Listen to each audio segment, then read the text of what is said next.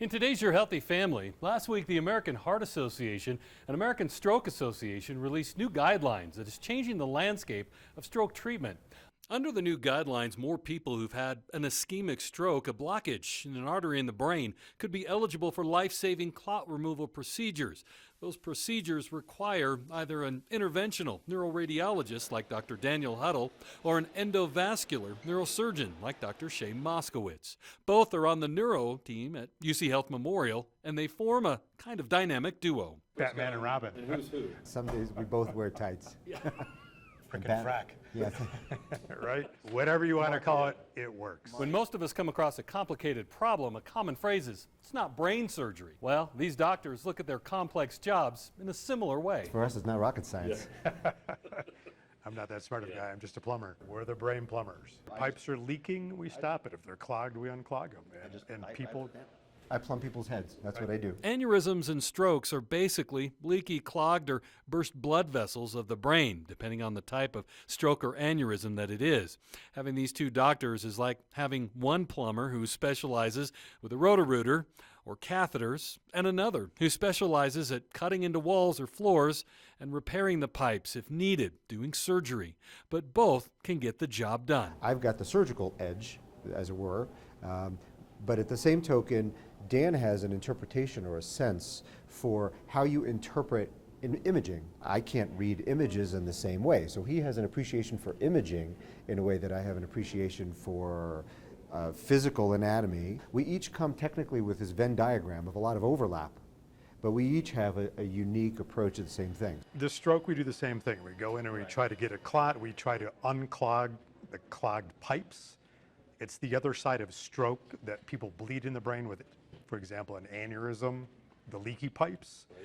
That's where we may be able to fix the leaky pipes either through the blood vessels, where I come in, or open surgical, but Dr. Moskowitz does both. Where the patient benefits are the cases where they've bled into the head. We can review the studies to say, you know something, I can probably coil this, but I think it's better that the patient actually has surgery. And I can look to him and we can get the patient up to the OR and do what's right for the patient. So I think we eliminate that bias to say that because I push catheters, everything needs to be coiled, or historically the neurosurgeon felt everything should be clipped. Right? Everything got Now clipped. we look at the images and we decide what's going to be best for that patient. There are so many reasons why a pilot never flies a plane by themselves. There is always a co-pilot. It's not always in case the pilot has a heart attack. Having somebody who's standing next to you, who I've been in that seat, I know how much pressure you're under, except I'm not under pressure because this is your case you're doing. I'm here to back you. I have a very different level of focus, and so that I can be looking at things in ways that, did you see that? Yeah, I saw that. Did you? Or while he's doing this, I can be setting something else up, say, I know where you're going. I'm going to get that ready so that it's ready for you when you need it, because I've already been in that seat, so I know where you're going. I'm truly a co-pilot in every sense of the word. And that is priceless. It means that we can truly be there to help each other. It's a recipe for success. Yeah, absolutely. And I've seen enough places that want to emulate this, but you can't do it solo. You can't be a one-man show.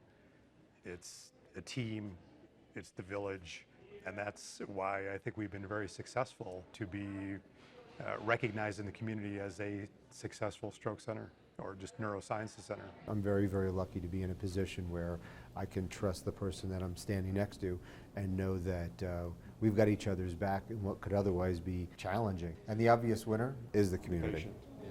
The community, the patient, the hospital, everybody. As long as we get the same end result.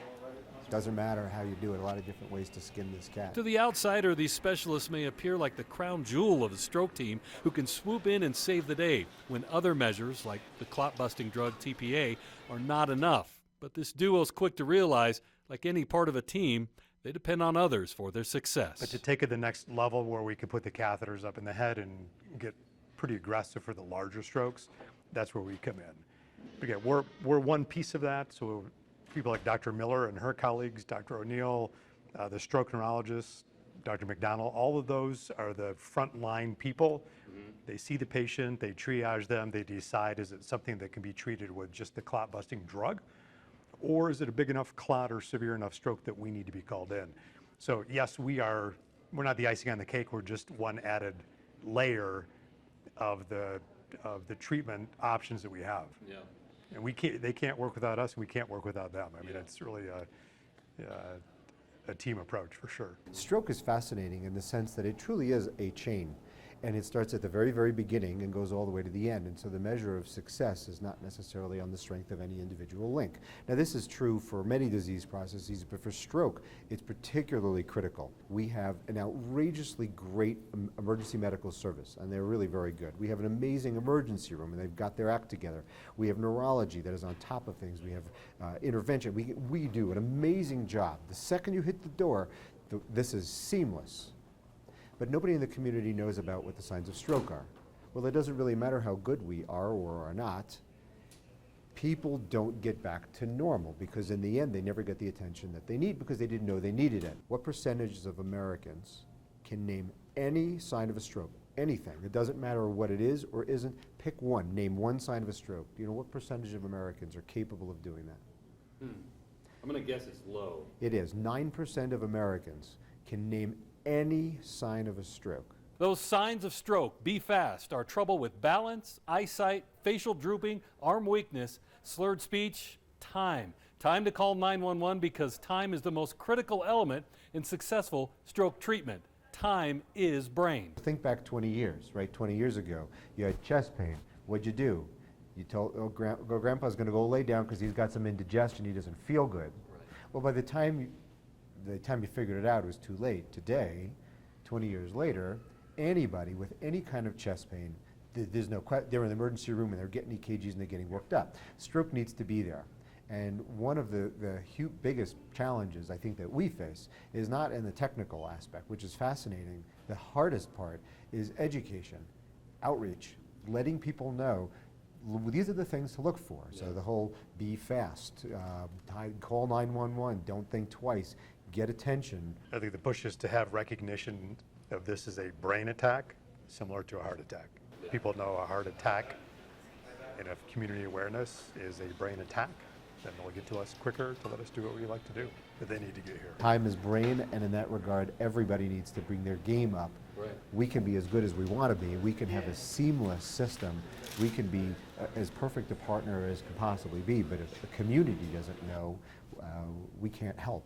For Your Healthy Family, I'm Ira Cronin.